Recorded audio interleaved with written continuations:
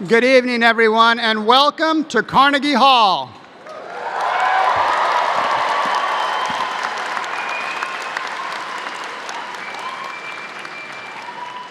I'm Anthony Crowell, Dean and President of New York Law School.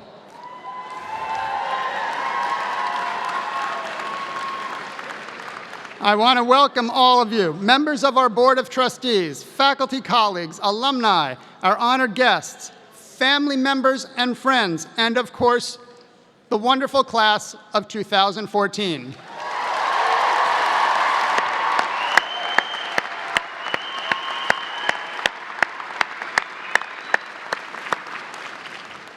It gives me great pleasure to call to order our 122nd commencement exercises.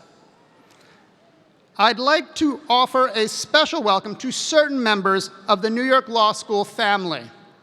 We are joined today by several alumni who graduated from the law school 50 or more years ago.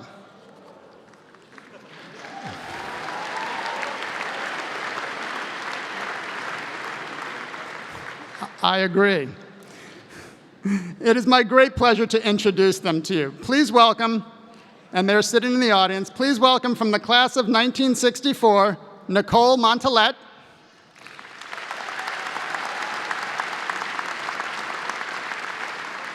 From the class of 1959, Arthur Abbey, who is the chairman of our Board of Trustees.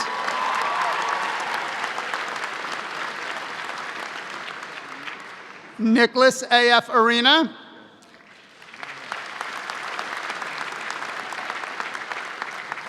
And Paul Lewis. From the class of 1958, the Honorable Ernst Rosenberger.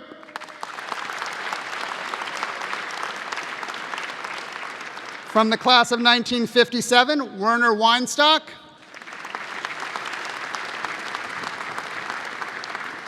From the class of 1955, Pierce Cavanaugh. From the class of 1951, the Honorable Joseph Jamboy. And the Honorable Nicholas Tsoukalis.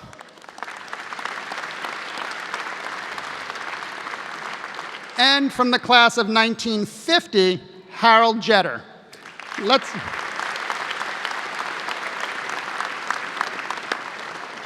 Let's all rise, please, for the singing of our national anthem, which will be sung by Mr. Roger Schneider from the class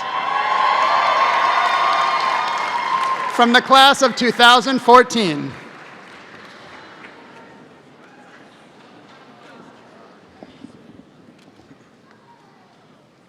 Oh, say, can you see by the dawn's early light what so proudly we hailed at the twilight's last gleaming, whose broad stripes and bright stars through the perilous fight o'er the ramparts we watched were so gallantly streaming, and the rocket's red glare, the bombs bursting in air, gave proof through the night that our flag was still there.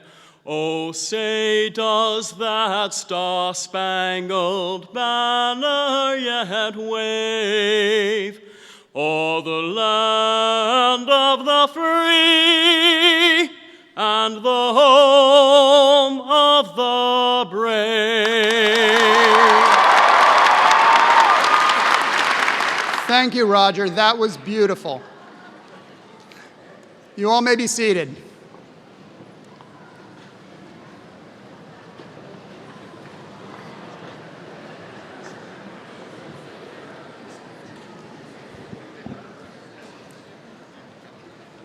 As I said, this is our 122nd commencement, and before us we have 433 Juris Doctor candidates and 49 Masters of Law candidates. Today, we celebrate you. our graduates. And we also celebrate your amazing parents, grandparents, spouses, partners, children, all of the family and friends who were here with you on this journey. We all know what it took to get you to this day. Graduates, please join me in giving a well-deserved round of applause for all your loved ones.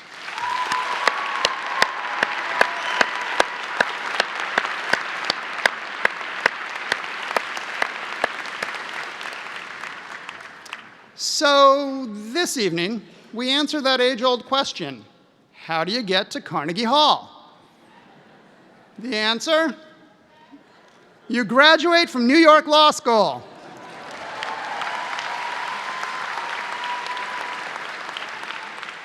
Like our law school, Carnegie Hall holds a special place in the history of our great city. Both were founded in 1891, and both were ideas born of a pioneering spirit.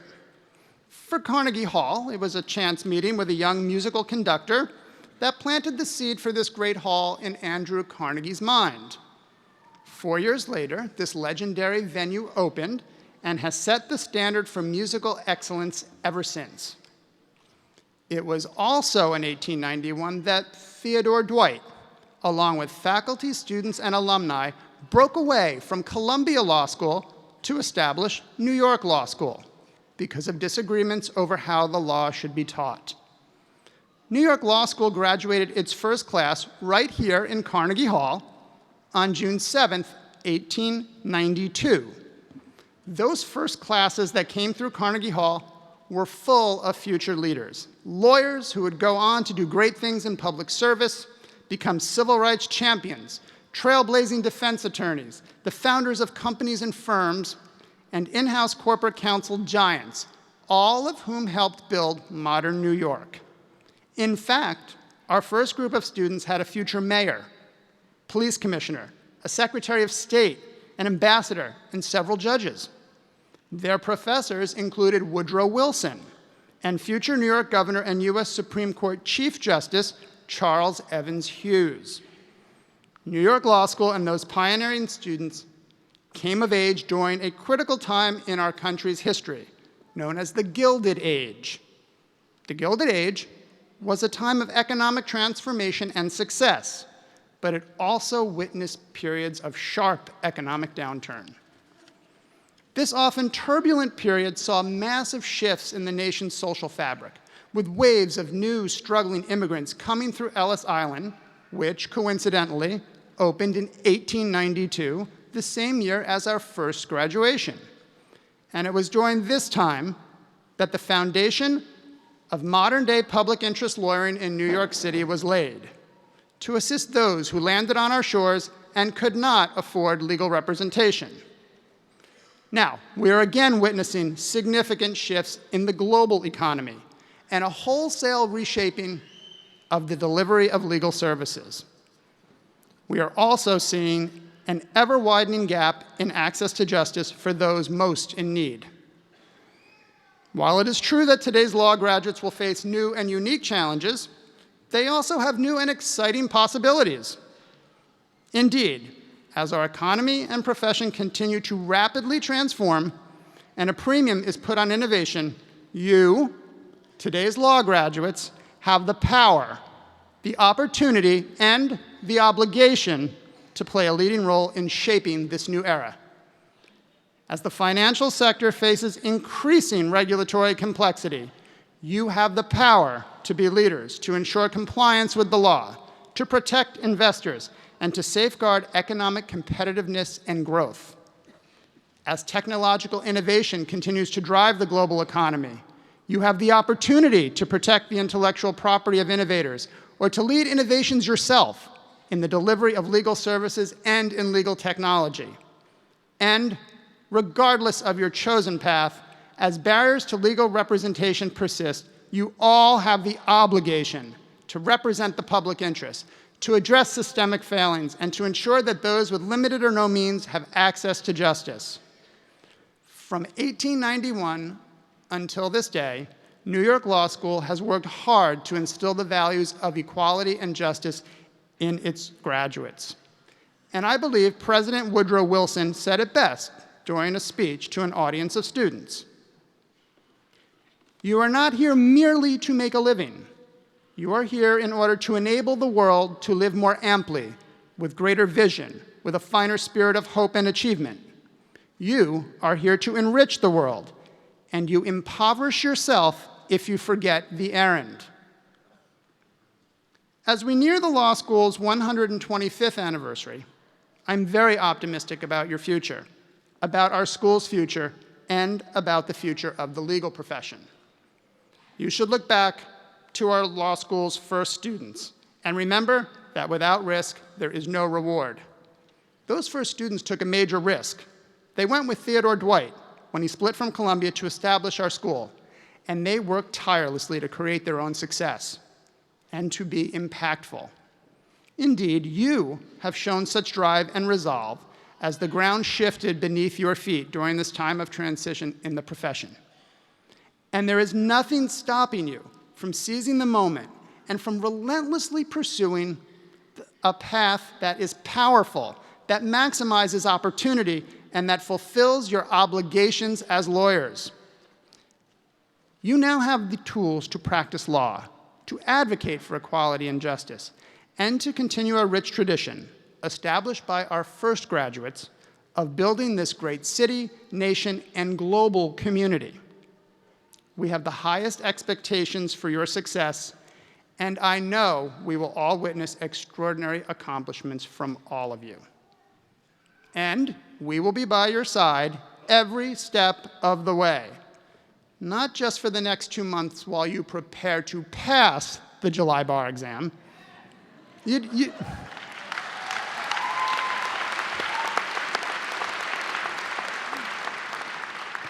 didn't think I could make it through this speech without mentioning the bar exam, right?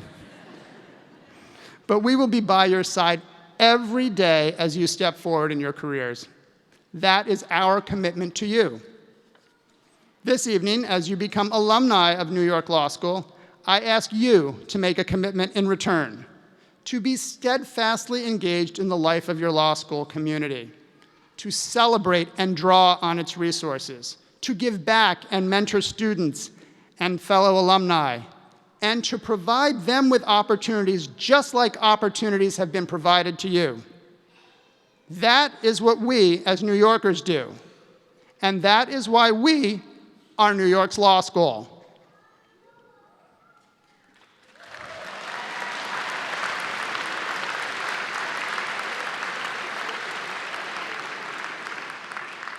And since we're in Carnegie Hall, I will end with words from Andrew Carnegie himself. Think of yourself as on the threshold of unparalleled success. A whole, clear, glorious life lies before you. Achieve, achieve. On behalf of the Board of Trustees and my colleagues on the faculty, administration, and staff, we congratulate you, the class of 2014, and wish you our very best.